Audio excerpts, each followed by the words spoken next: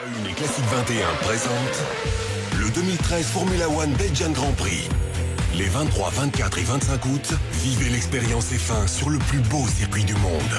Côtoyez les stars et vibrez au son des bolides lors d'un week-end en famille à prix réduit.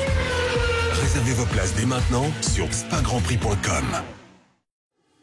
C'est chaud bouillant cet été sur F1 ITV, donc on se rafraîchit un peu, mon vieux Yves, avec McLaren maintenant, 6e au classement, c'est-à-dire pas dans la première moitié, ou pas tout à fait, enfin au milieu du ventre mou. McLaren qu'on attendait quand même en meilleure posture.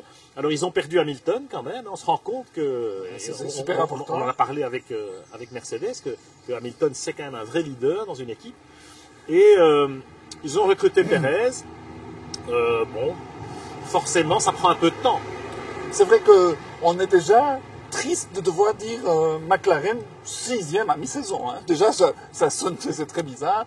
Mais c'est clair que le fait d'avoir perdu Hamilton, et puis il y a un flou dans le management. Ils ont pris Perez un peu à la va-vite. C'est vrai que le garçon a des qualités, mais il est jeune, il est flamboyant, mais il n'est pas prêt à être un leader. Button est un peu, on dirait pas en roue libre, il est capable de performances formidables, il est capable de gagner un Grand Prix, c'est sûr, mais on ne sent pas le tranchant qu'avait Hamilton, et c'est une équipe qui manque un peu de ce tranchant, que ce soit au niveau pilote, que ce soit au niveau technique. Oui, parce qu'il y a Padillo qui est parti quand même, oui. Et ça, Padillo, c'était quand même un ingénieur de très haut niveau. On va en avoir la confirmation chez Mercedes. On a peut-être déjà aujourd'hui la confirmation d'un effet Padillo chez Mercedes.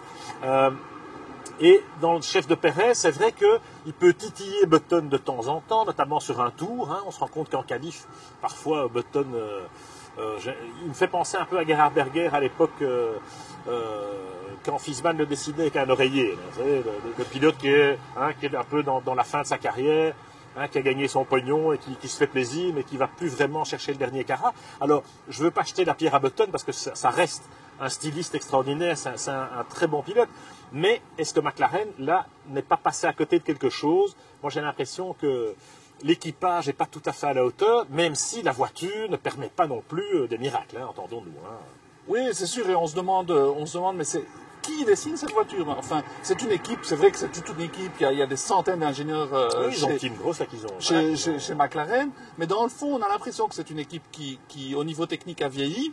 Dans le fond, moi, j'aurais bien voulu voir James Allison passer chez McLaren, ou James Key, qui est passé chez Toro Rosso, et de voir un peu le 109 au niveau technique. Et il manque quelque chose à ce niveau-là. Moi, je pense qu'ils ont des ressources en interne, en l'occurrence Team Go, là, qui a été promu, et qu'il y en a d'autres. Hein, mais il faudra quand même attendre l'arrivée de Honda. Et donc McLaren est dans une situation très, très particulière. La fin de saison 2013, franchement, moi je ne les vois pas. Ils ont beau nous raconter Jenson qui fait la méthode Coué en disant ça ira mieux demain. Ben oui, ça ne peut pas aller plus mal forcément. Et puis... voilà, il y a Honda qui arrive, mais qui arrive qu'en 2015. Donc, chez McLaren, j'ai l'impression qu'on est parti pour une traversée du désert avant que l'effet Honda, parce que là, il y aura un effet Honda, il y aura vraiment un Honda, on sait qu'ils ne viennent pas pour amuser la galerie. Honda, ils vont certainement injecter non seulement de l'argent, mais des ressources technologiques importantes. Avant que l'effet Honda se fasse sentir, ben, ce sera 2015-2016. Donc, voilà. Oui, c'est ça qui est un peu...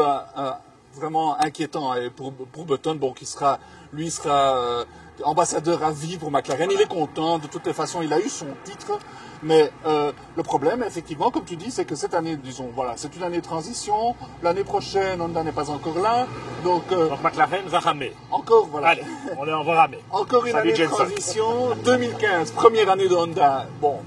Encore une année de transition, ça fait beaucoup d'années de transition. Et donc c'est un peu inquiétant. Mais enfin bon, ils ont fait un très très beau coup de ramener Honda en Formule 1, il faut le saluer. C'est vrai qu'on avait besoin d'un constructeur de plus. Honda revient, mais c'est pas pour tout de suite.